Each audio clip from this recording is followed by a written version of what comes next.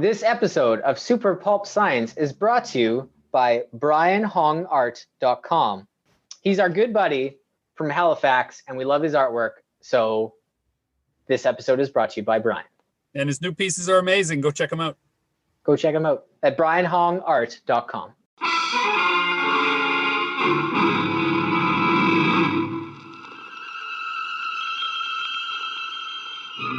Attention, citizens. It's time for Super Pulp Science. This is Super Pulp Science, where we talk about how genre gets made. I'm here with my long-suffering co-host, Justin Curry, known the world over as Chasing Artwork. And just the two of us today are going to talk about a bunch of different stuff about how we make books, why we make books, and what we're going to do when the world slowly opens the door just a crack enough that we can slide a few books through it. Does that seem like a good... Yeah. How's that for a segue, Justin? Yeah, no, I think that works. We were just talking about, I think both Gregory and I have kind of decided 2021 isn't going to be, even if events start opening up, I don't know if either of us will really be going to them yet, just because of the work we've got lined up for this year and kind of the projects that we want to finish up before we kind of start back into that kind of rhythm.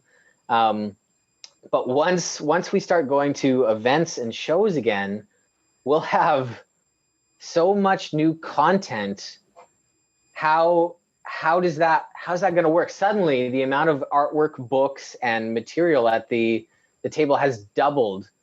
And so much of it people haven't seen. And triple. So cases, yeah. Yeah. So do you just trickle it in? Do you just start from the beginning? And this was March 2020, my new print. You have your table set up chronologically for the release, Yeah. right? Like the back in time slots. It's weird, right? And I have to imagine that we're not the only ones who have been sitting around making stuff, which means the level of competition is also going to be out there. Like anyone else who's finally getting back into the material distribution stream is going to have just a wealth of finished projects. I think that's going to be a common question. Like at shows, the really common questions are like, how long did this take you? How long have you been doing this? And then what's new? But instead of what's new, it's going to be like, what's new since COVID? Yeah. Man, that's a conversation I actually, like single serving conversations, I don't mind related to the work in general.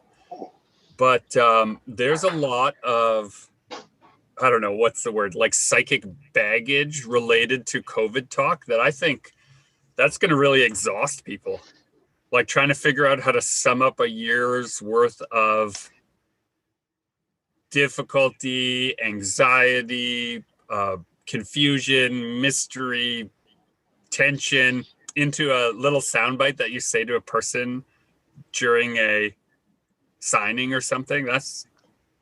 Did you ever catch yourself getting grumpy or a little short with a person who asked just a simple question, but it happened to be the simple question that you'd gotten so many times over the weekend that you took out your frustration on that one poor person who just the bridge too happened far to ask you at the yeah. And now you know that you've been an asshole, and they're going to tell everyone they ever meet where your work ever comes up that you were an asshole to them. And yeah, I've had that happen for sure. I mean, it's just a function of a person at the end of 15 hours of working, right? There's just not enough gas in the tank to go that extra mile for somebody sometimes. And yeah, it wears out.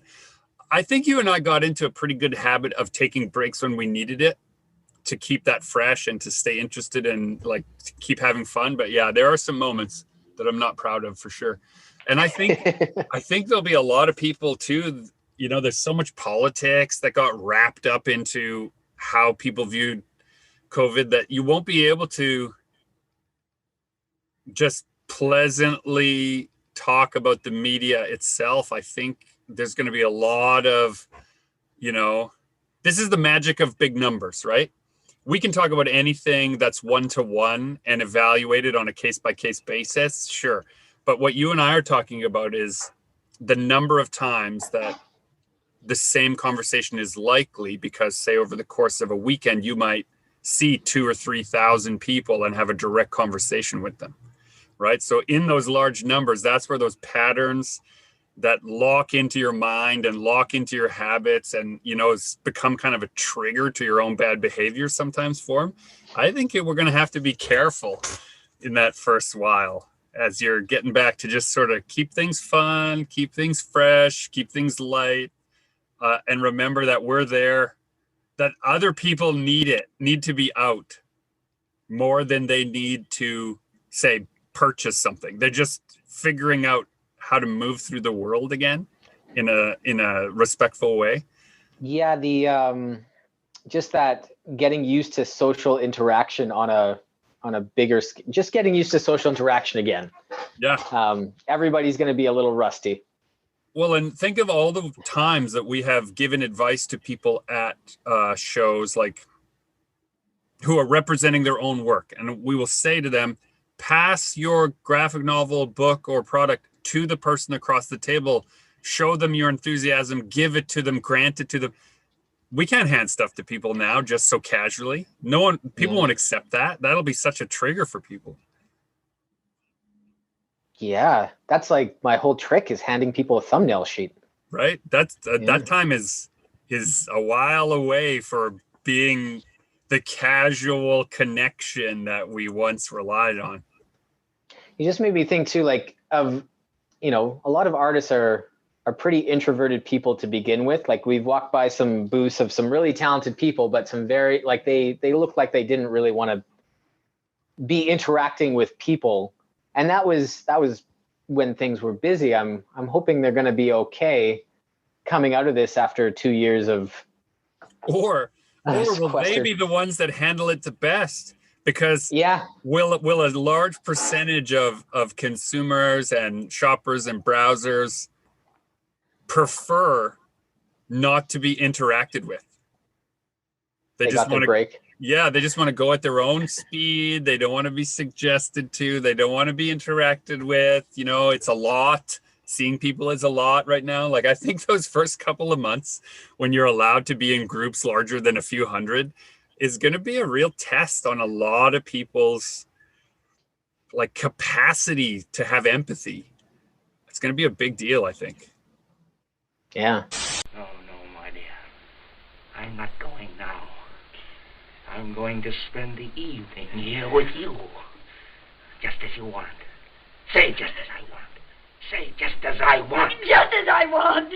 Okay, I don't want to talk about COVID-related things anymore, so I'm going to switch up the conversation to something else. What was a COVID pivot? COVID pivot, yeah. Okay, so you're an artist and you like to make, most of the times, you like to make books, you like to make artwork, you like to make artwork for the general masses, you like to make artwork just for yourself. You dabble in a lot of different pools. When you're facing that moment of, okay, what do I want to do next? I have a fledgling idea for a short story. There's a big epic book I want to work on. There's this new show that I really love and I want to do fan art of that. But then there's also like this fine art piece that I would really love to do. And you have all these options. How do you pick the project that you're going to work on? How do you deal with that overwhelming choice of choice? I think that's changed for me in the last year. And it really boils down to a thing that I watched. David Lynch answered a question very similar to this. It was probably a number of years ago, but I saw the interview near the beginning of pandemic and almost verbatim what you asked, aside from the making of fan art. It was like, you have these burdens of choice. How do you choose? How do you know what the right project is? And his answer is one that I've thought about a lot. And it's it's pretty sentimental. So if you're a person far away from your feelings, you may be offended by what I'm going to say. But his answer was love. You should only let love guide you to the project. He said, figure out all the financial stuff after you're in love with it, because you'll fight for what you love and keep it real. But if you didn't love it to begin with, you'll make all kinds of compromises. And I've started thinking about projects more like that. Like there's a bunch of things I've done over the last 12 months, 100% not for money. I've poured thousands of hours into things that I have no idea whether there's a financial reward on the other end, but I love it. And I've loved working on it. And that's enough for me. And it's meant that I've had to change we've had to change how our household operates, where the money is generated, but it's just overall really changed my perception of what's worthwhile. So that's the sentimental answer. Practically how I do that is when I have an idea that I just really love, I just really like it, I don't give myself any rules.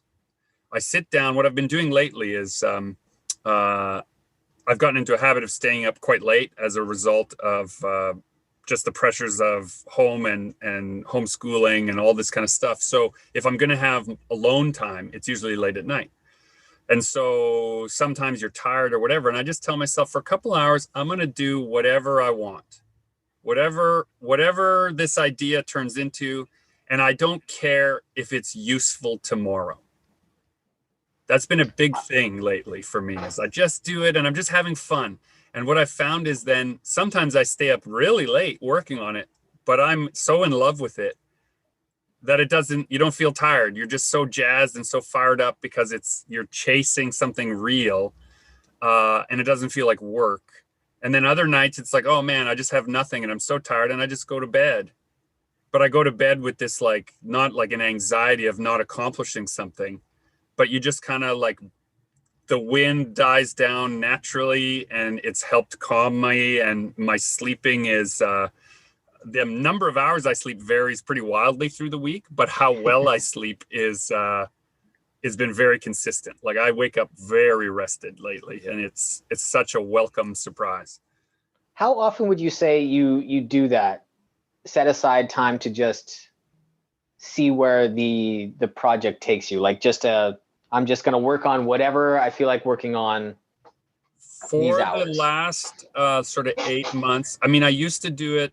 Everything's sort of pre and post COVID now when you think about it. So what's practically now, because we're home so often, I try to set aside 2 hours a day. A day? Oh, man. Where it doesn't matter what's created at the other end of that 2 hours. See, you're making me feel bad here because I have so many pieces planned out. It's been so long since I've just kind of sat and check this out. I know it's started something. Yeah. Visual medium. This is my wastebasket from the last 2 days of stuff that's of no use. But man, I had a hell of a good time.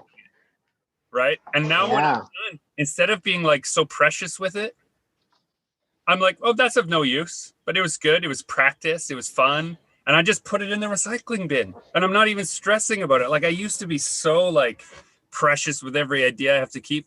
Now when the idea is good, I go from the scrap papers that I'm recycling and I put it in my sketchbook. And then I refine it in my sketchbook and I'm building it, and that becomes like a factory, foundry kind of exploration place where, my sketchbook, which is here on my desk, right, is full of all kinds of the bits that came out of those 2 hours. And now when I quote unquote work, when it's okay, now I have to get down to it, that time is very different and I'm much more focused. I accomplish a lot more when it's time to just get it done. Speaking of focus, this is something I've noticed I've been getting bad at lately is I have my setup. I have two computers on my workstation, and one has my Cintiq on it, the tablet that I draw on, and it's not connected to the internet. It has no internet access on it. And which was I used to just have that non-connected computer at home. And so I could only work at home, but I couldn't really check emails or do whatever. And then when COVID, this last year, now that I have two computers at home, and one has access to my email and Facebook and Instagram and Reddit and everything else. So I find I'm like my attention span is like, I'll work for, every time a little idea pops in my head, like, oh, I should like see what that artist is up to, or, oh, I should email that person, or, oh, I should reply to that. Like, I'm back and forthing way more often, enough that I've noticed it as something that I should probably address and stop doing. It's interesting you say that. So for a little context for the dear listener, for about 10 years, I was a classroom teacher. And during that time, I would have all of my own personal projects on my own laptop. And of course, all the school related projects on different computers, right? Because one of them was mine and it would come with me everywhere. And on my breaks or on my times when I would come to the classroom a few hours early or stay a few hours late, I had a swivel chair. And I think about this often. And I would move back and forth. I would feel the physical motion of moving between the two computers. And there's a little bit of travel in between the two stations. And that's when it would start to feel, when I knew that I had too much on both sides, is when I started feeling like a ping pong ball. Right? Because it's physically like the two things I had to do that I was supposed to be doing professionally. I'd have to go ping over here and then bounce over here. And then, because both email trees were separate, both responsibilities were separate, all the files were separate. And so you physically had to move to a different machine. And I can't help but see, like, through the video feed here of your swivel chair, I can see that same motion. I think that your instinct of just like, you feel like you're doing it too much is probably right. You couldn't have done it. Couldn't I, though? Why not? This place was just made for it. There's homework that we're making up with this podcast. One is there's going to be a day either this weekend or next week where I'm going to dedicate to just making something new and not having any plan to what that is. So that's my one piece of homework. And I feel privileged saying one day. Sorry, like if you only have a couple hours to do that, that's good too. But then the other thing is some kind of day where I set up, I'm only looking at emails, only open from 6 till 7:30 at night. Like, do you shut off your internet? Do you just give yourself a time bracket where you can do this, that, and the other? What's the best way to kind of get into a better habit? How I used to manage that when I was juggling, what was essentially 2 full-time jobs, as well as being a dad and a half-decent husband, is I found that not having access to the other, it comes down to willpower. If you're a person with iron will, you can sort of just tell yourself what you're not going to do. I am not a person with iron will. So what was useful for me was saying, all this work that's related to job A is on this computer, and I'm not bringing it home today. Right. I'm not going to have it available to me. And so I guess I'll just work on this other stuff. Right. And if I kind of blew out the actual productive time, then it would leave you space where you feel, it takes a few days, I think, you feel frantic and you feel a little anxious and you feel like, because email does create that dopamine little drip. So you're actually going through withdrawal, expecting new news or different news or the hit of social media. And you just have to kind of wean yourself off it a little bit. But I think a physical break is the best thing to do. Going outside with a sketchbook for me is the absolute best thing. Like when I am, it's interesting too, because Tara is much more cognizant of my work. Creative cycles now, because I'm home the whole time. It used to be like I went and did this job, then I came home and I'd tell her about this job I did. And so she understood it, I think, as my life partner, she understood it theoretically. But now she'll see that sometimes in the middle of the day, I'll come downstairs, and the have-tos are sort of done, and I'll I'll say like, I have to work for the next 2 hours. She'll be like, okay. And I'm like, and I'll be putting on my shoes. She's like, well, where are you going? I'm like, well, I have to go for a walk. My head is just so full. I have to go get myself ready to be able to be productive properly. And I just go for a walk, take my sketchbook, sit out in the park for like, even if it's 5 minutes, draw what I see, write down what I think, just sort of like mental dump, and have no phone to check and no computer to look at, and just be a human being completely isolated with your own thoughts, even for 10 or 15 minutes, no headphones, no nothing. Really connects me back. And then when I come back, it's like I run upstairs to the studio. I'm like, I'm all ready, right? Like I've figured out what it is I'm going to focus on. And now no email and no social media is going to get in my way, right? It's like I go, but it's kind of sad that I have to leave everything to find that focus. I've found it useful now, but I also feel like there's a gift of perspective that is being offered us, in that we have this hustle that we have to maintain. And when you feel like, oh man, it just doesn't feel healthy anymore, that's 100% right. It's not healthy. So you have to change that behavior.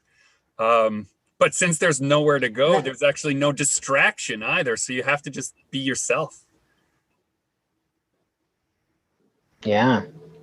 The getting up and moving thing, there's some signs to that of leaving the place that you're feeling that crowded headspace, walking away from it and walking back. Like I'll often go for runs when I'm feeling like that. And by the time I get back, I'll be swimming in endorphins, and all the stress of the things to do has been kind of like laid out and made more simple. I know what I need to focus on. And yeah, it's no longer 20 things swimming around my head. It's like, okay, well, I'm going to laser focus on that one thing and work until that's done. And then my brain will figure out the next thing. Well, and I have 2 boys that are exactly the right age where all I have to do is say to them, hey, you guys want to go for a 20-minute bike ride? And no matter what they're doing, the answer is always yes. And so like going outside and like just getting 20 minutes of like just laughing and racing and like pedaling around and like doing that is so easy for me now, in a way that I had to search for things of the same quality as a reset to get your mind off stuff. That's been good. I'll tell you a funny story actually from this past 2 weeks. I have, the library setup where I do most of my work here is on the top floor of the house. And we have a central dining room on the main floor of the house. And I was sitting there on the dining room table, and I had my notebook, and I had this idea. And it was like the perfect solution for the thing I was trying to write. I'm working on this, I'm in this script writing kind of group. And so I had the solution. I ran upstairs to write it. Nothing. Got a little frustrated, went downstairs to get a coffee, stood by that table, had the idea again. Like I was like, I could see it. And so I went upstairs, I disconnected my computer, I disconnected the cables and I brought it downstairs. I put it in the spot on the kitchen table. And Tara's like, what are you doing? I'm like, this is where the idea is. The inspiration was hanging around in a cloud, just right there. It's right here. So I have to just stay here until I've drained it out, and then I'll bring it upstairs. And she laughed so hard, but it's exactly right. I nailed that part. And then when we got feedback, when we were getting feedback from the producers, and they're like, oh, I really like these scenes here. I was like, oh man, those are the ones that weren't mine. I just found them in that one spot in the house, and I just collected them. I get that every so often too. I almost feel like I'm stealing something, like an idea comes to me and I have no idea where it originated. Like it was incepted somewhere along the lines, and it feels almost foreign, but now it's in my head and it's mine, but I feel like I stole it from something, like I didn't earn it. Right. Yeah.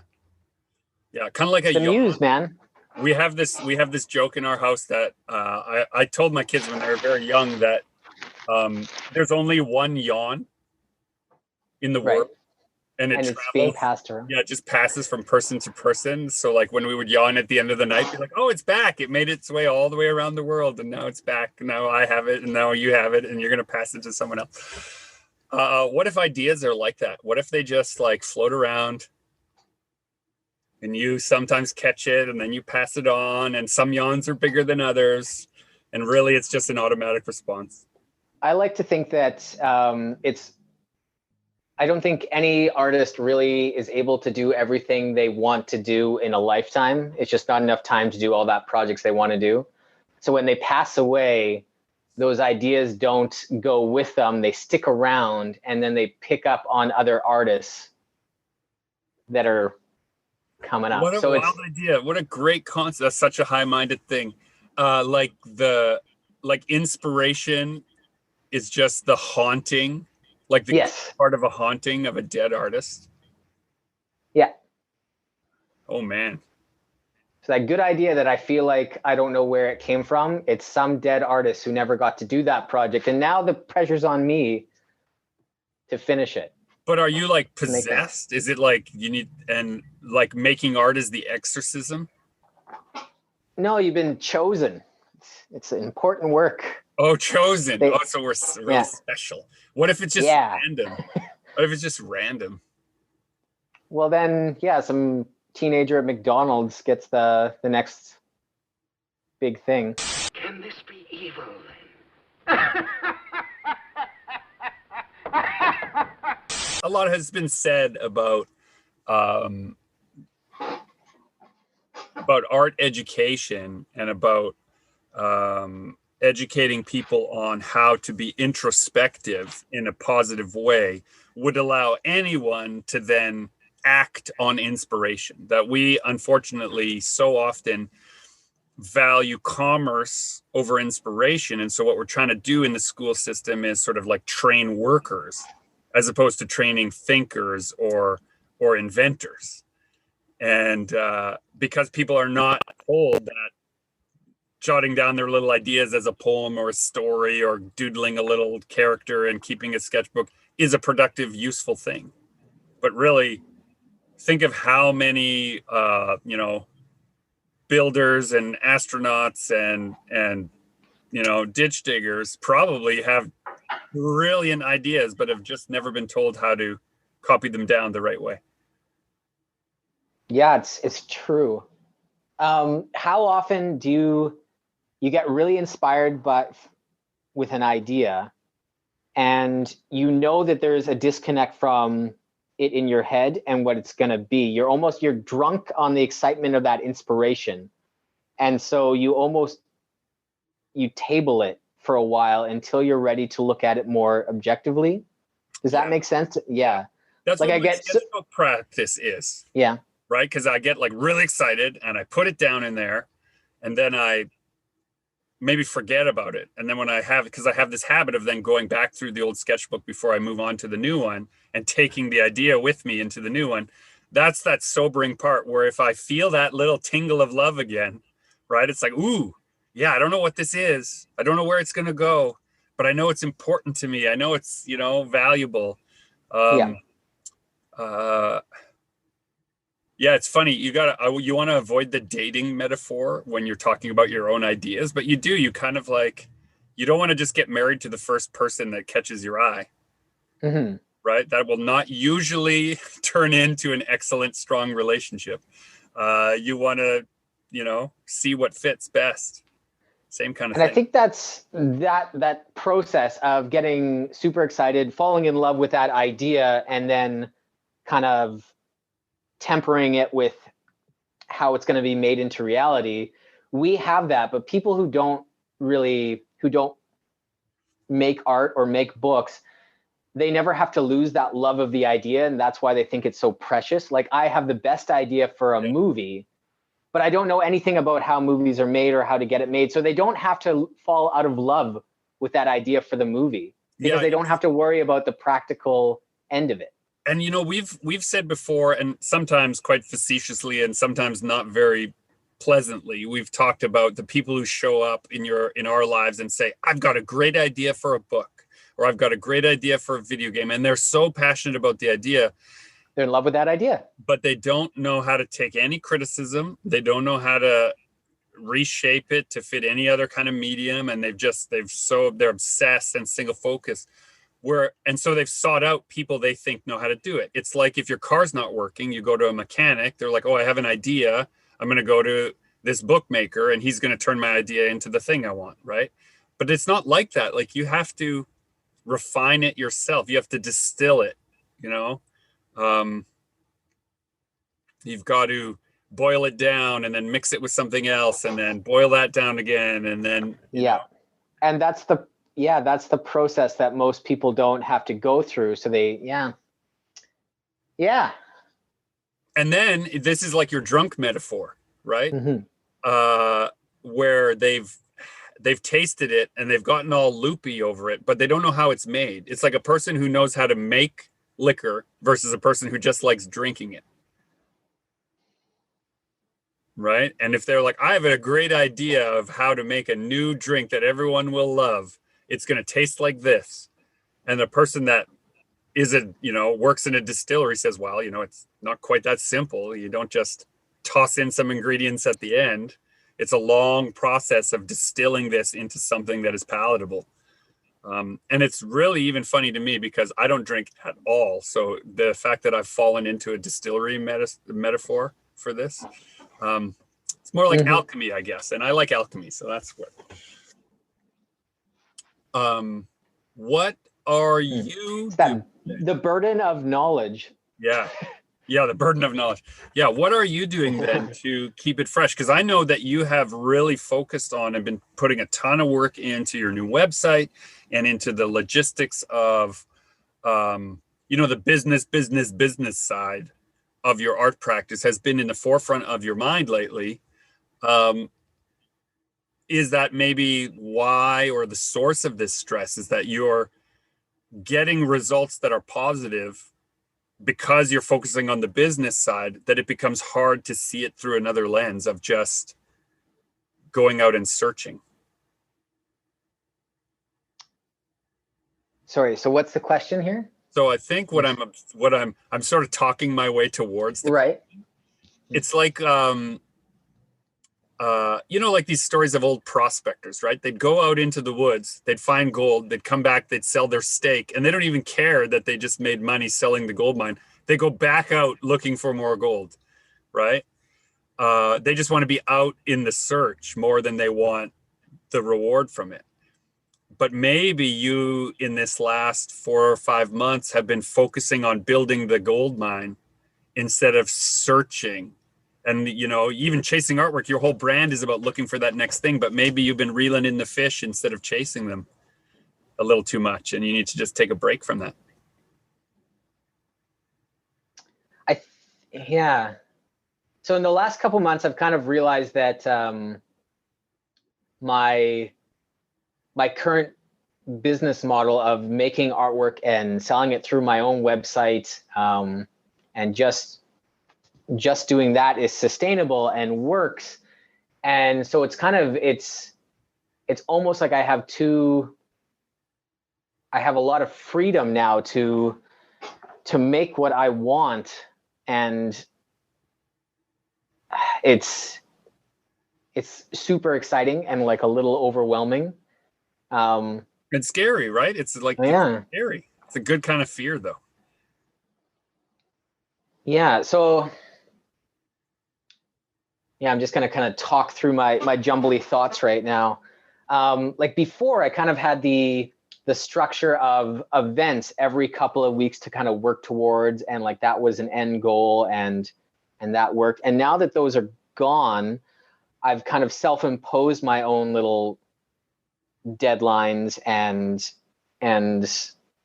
the business is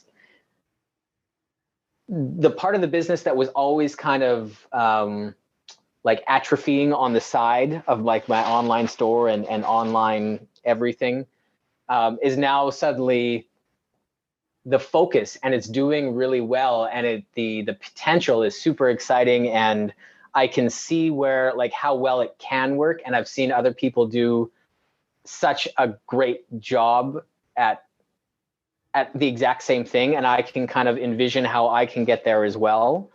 So it's a really exciting direction to be going in, and it's a little overwhelming, the amount of things I want to do to get there.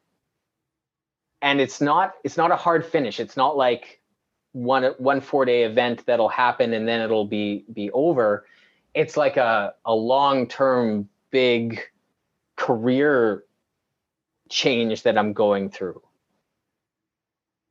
Well, and so that's exciting. And then all the projects that'll kind of prop that up and go along that are exciting. So it's the business hat and the creative hat are like duking it out with who's excited more.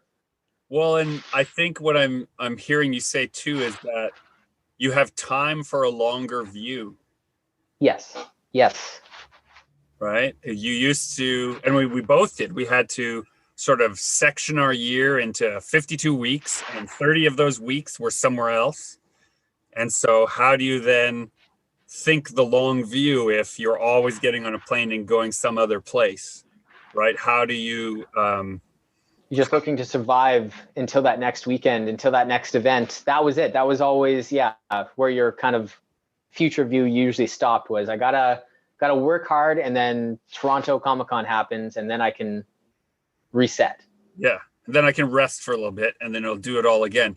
And different than someone who's just selling, say, like, people listening who are wondering like what it is that we're talking about as a concept. It's not like a regular job where all the sort of logistical parts are compartmentalized by some other structure, right? Like all the needs of arranging travel were ours. All the needs of arranging printing are ours. All the needs of creating the content that is to be printed and then sold are ours. And so you have to compartmentalize the emotional needs of each of those things and dole it out a little at a time, while also working closely with your studio mates so that you're not an asshole to them while you're under all this pressure. Then come home and also be a half decent dad and husband and not let all of that overwhelm you. And then we had the brakes put on, and then all those 30 weeks of other responsibilities turned into no weeks of other responsibilities. And now you have time to think about, like, if I could turn it all back on again. It was so sudden, right? It didn't like ramp down. It was like we had planned we had 25 shows or so on the wall. And then it was we had bought this big epic calendar with gold foil months, like half post, like 16 by 24 months, like pages. And we had them posted, like took up a good chunk of a wall in the studio. We had all these events starting to fill it up. And now that calendar got completely wasted. Yeah. Sad. And it was like, because it was 2020, right? It's like, this is the year. And so many things were like coming together. And it was, we ceremonialized all the stuff we were going to accomplish, put it up on the wall, and then everything got canceled. There he is. There's your man. But doctor, this is impossible. I know it is. But there's your man. The first 4 months on me, that was particularly tough because your identity is wrapped up in telling people what you're gonna do. And now you can't tell anyone what you're gonna do because no one can do anything. So instead of what you're gonna do, I found myself wrestling with how to describe for people why I'm going to do it. Right? Like, since nothing can make money right now, nothing is your job because all jobs are closed. Why are you spending time doing that? When someone would say, well, why you got to work so hard? And I said, oh, well, in 2 weeks, I'm flying to Toronto and we're going to put on this 4-day event. And, they would go, oh, well, that makes sense. But then during pandemic, it's like, well, why do you have to work 8 hours on writing today? Like, that seems weird. Well, I'm so scared to lose that drive, though. Yeah. You're scared to lose it? I find I've gotten more of it as a result. Like, it was tough for the first bit, but now I'm more driven to create more things. Yeah, no, like I definitely, I haven't lost it. If anything, it's gotten worse. That was one thing I was talking to my mom the other day and saying, like, how during convention times, I would always lament about, I wish I had more time just to work on whatever and do things. Like I wish I had more downtime and I would get all these things done. And now that I have that time, I've filled it up with all these other, like I'm still just as like antsy and anxious to work on all these projects and knowing in the back of my head that I can never get done everything that I want to get done. So that stress and anxiety of wanting to produce has not gone away or gotten better. And I don't think I ever want it to. I'm terrified that one day I'll wake up and feel like I've done enough and I can just relax for a while. I don't think I ever want that to happen. Yeah. As weird as that sounds, right? I don't want that anxiety to go away. Yeah. A mutual creative friend of ours, Will Little, who did, of course, the dear listener will know, the 3D designs for our Dragon Nanny and did the 3D prints for our toy prototypes. And, it's just a new dad again. Yeah, I just had a bit, but I was visiting him because he and I have a different 3D project that we're working on. And, we were out in his yard, socially responsibly, but he made a very wise observation that I think is worthwhile to share with you, because this is just like a few days old. That when we're talking about work, because we've been trained to talk about all productive time as work, it's just what people do because everyone else has regular jobs, so they call it work. Mm-hmm. The reason why we want to work all the time is because actually we like practicing. We practice all the time. I love practicing. And when I started thinking about it from that perspective, I do like to practice writing. I like to practice my illustration. I like to practice story construction. I like to practice game design. I never think that it's the best. When I'm done, I don't go, perfect, a job well done. I go, I bet I could get it and make it better. And I'm fired up to practice some more and try to achieve that next thing.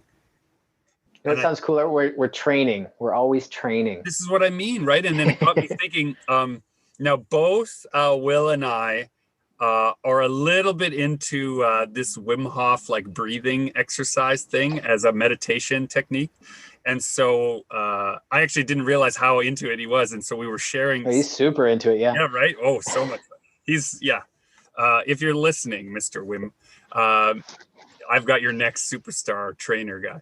But the point I'm making is we were just practicing something that we didn't know if it would work.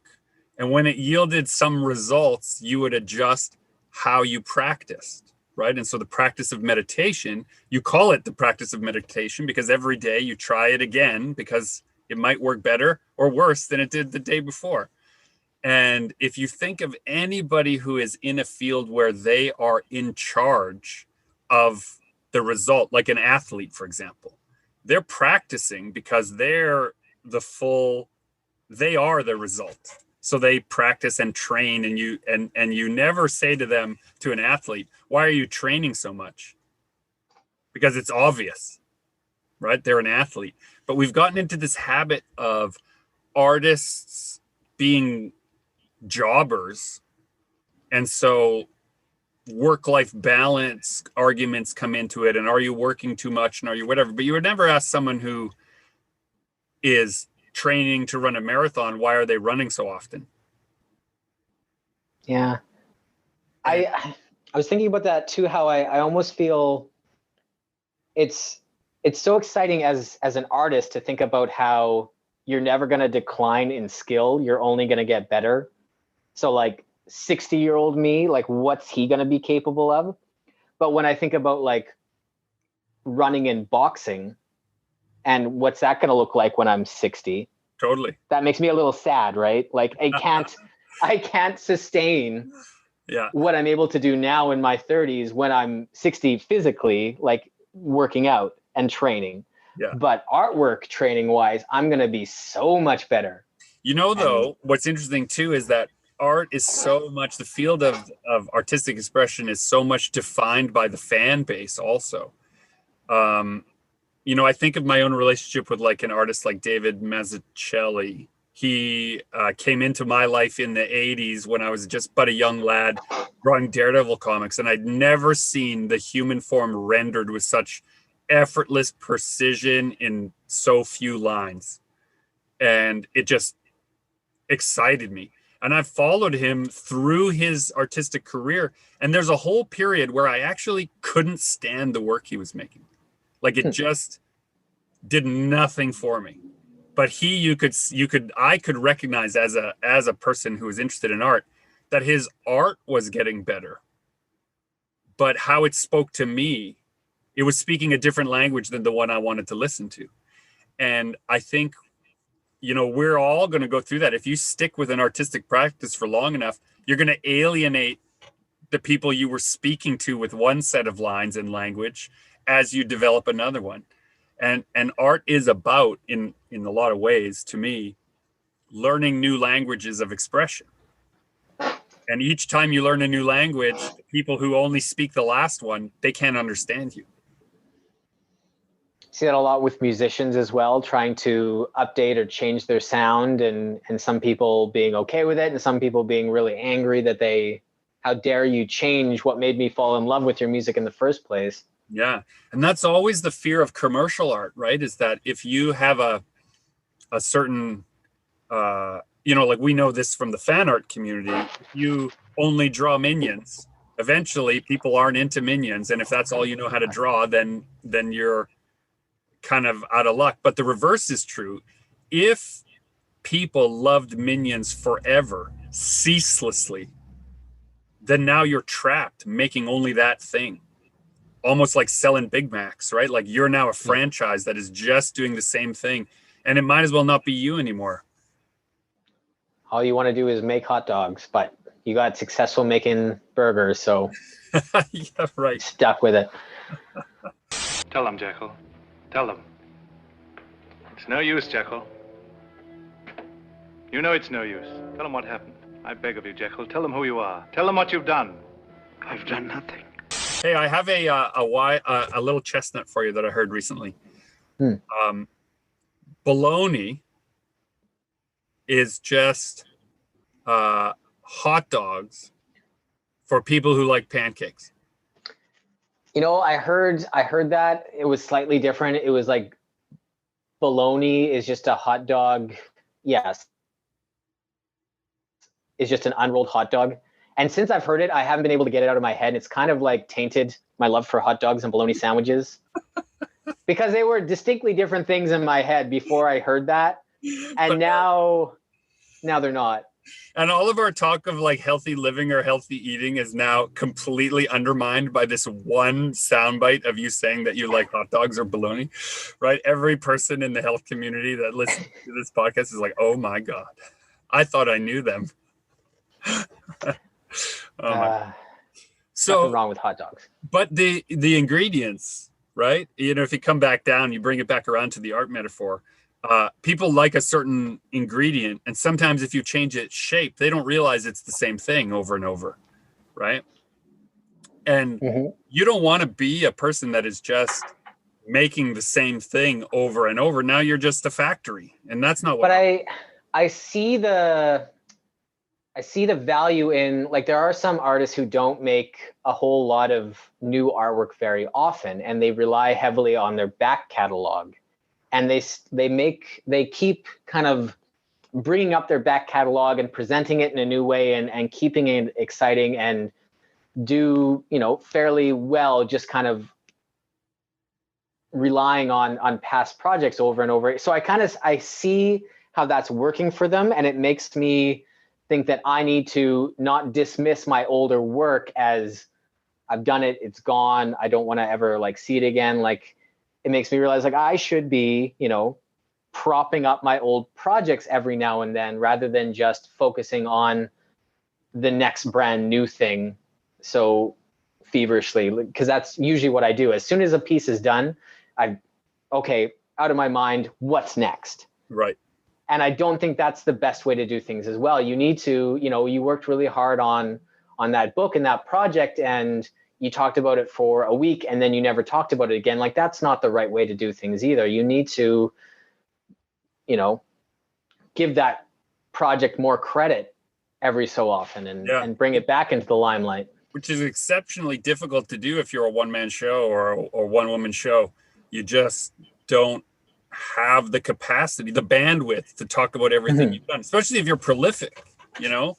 And you and I are moderately prolific, but there are people who are, you know, they produce 2 or 3 times the body of work that we do, and they never talk about their old stuff because they can't possibly fit that into the conversation and not seem like an egomaniac, right? They just talk about the new thing they've accomplished, and that's always my worry.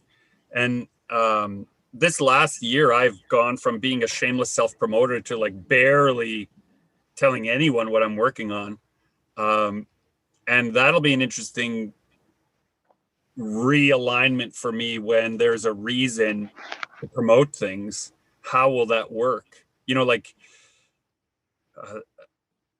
I don't know what to tell people. Like, I'm working on so much different stuff. It almost feels like there's no point in going on social media and telling people because there's nowhere for them to get it right now. Yeah. And all it will sound like is a humble brag that I have a bunch of stuff to do when a lot of people are struggling with what to do. And I don't have a big enough, broad enough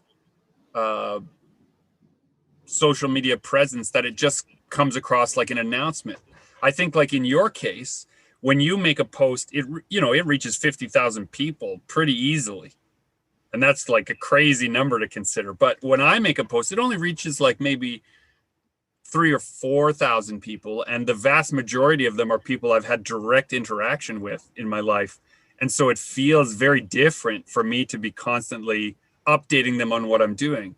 Whereas if there's a very large network of people observing it, almost like a television channel, you don't begrudge the news for telling you what's going on, right? And so like we have a very different kind of channel in that way. And so for me, I've found myself distancing myself from telling people as I watch you spread the news of your stuff. And I'm like, oh, that's so great. And I'm excited to hear every update that you put on social media, but I can't do it the same way. It just feels so different to me. I think somewhere along the line too, I just the vast amount of social media news and posts that are going on, like even if you're screaming something from the rooftops 3 times a day, like most people barely catch a glimpse of it. Totally. So to you, it seems like you're almost being intrusive talking about it or humble bragging or doing whatever, but really you're just a half-second blip on their Instagram scroll that they barely registered before moving on to the next thing.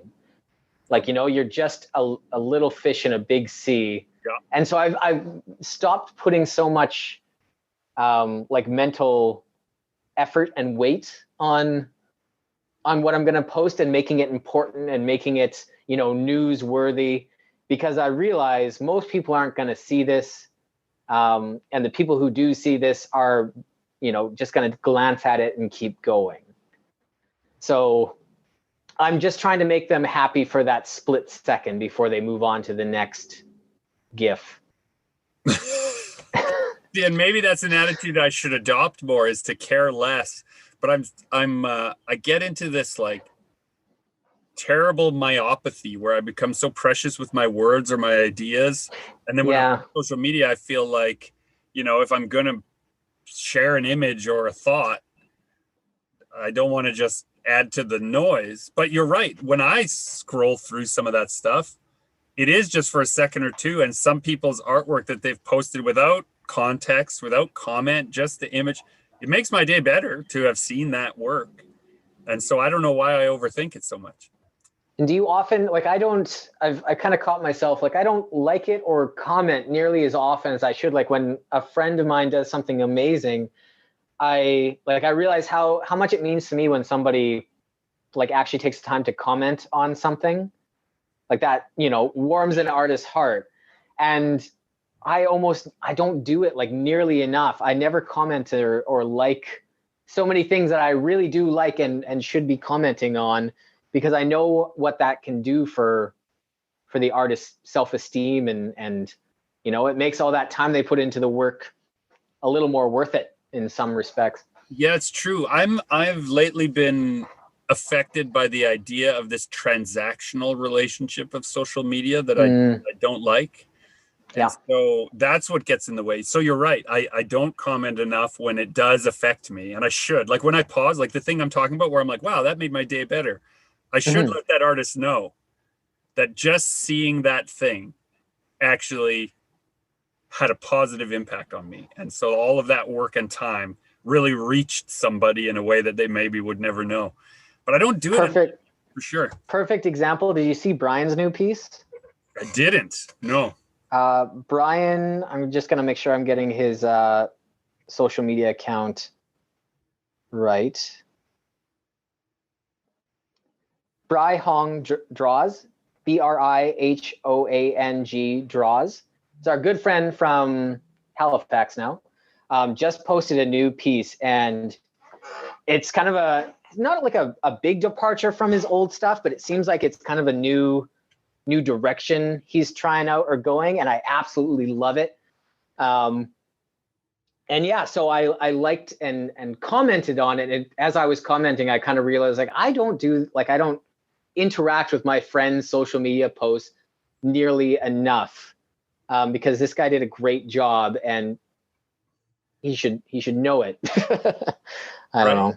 Yeah, it's interesting, like what we crave as artists, like the validation. I've spent a lot of time, like I'm moving into my advanced years of gray beards and grown-up children, and my wife and I have talked a lot about our artistic pursuit and how much time you waste in your 20s trying to validate for people who don't understand creative expression, just the fact that you want to put time into it.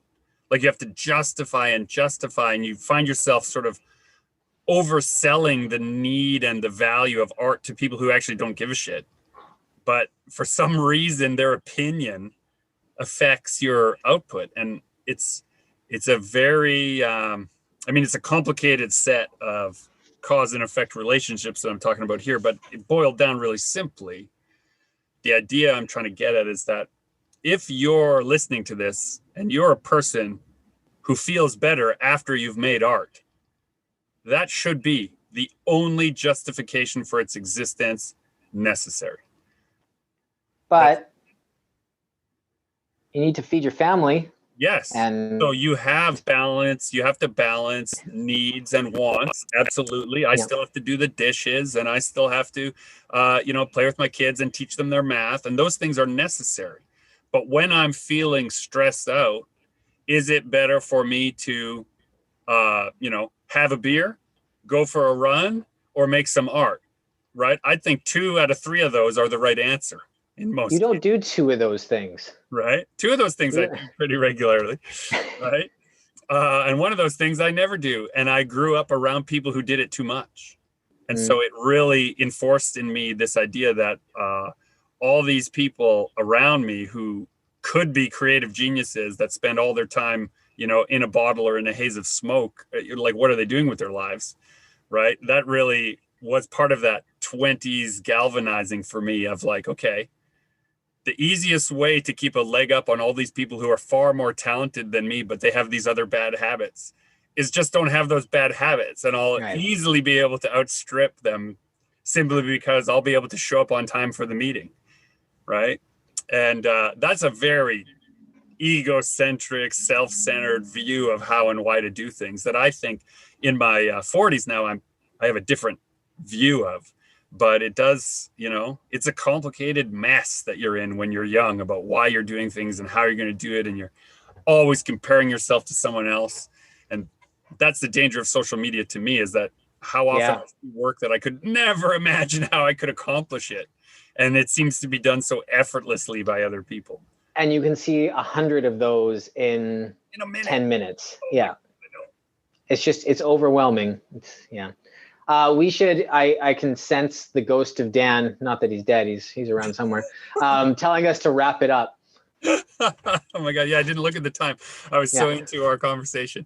Well, we'll cut out the part where you remind me what time it is, and we'll just segue into. Oh, we should leave that in. Come on.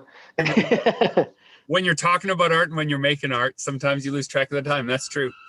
Well, this has been Super Pulp Science, where we have talked about all the reasons we make art and the ways we make art and the whys we make art. And this is Gregory Kamichuk encouraging you to join the fight and make comics.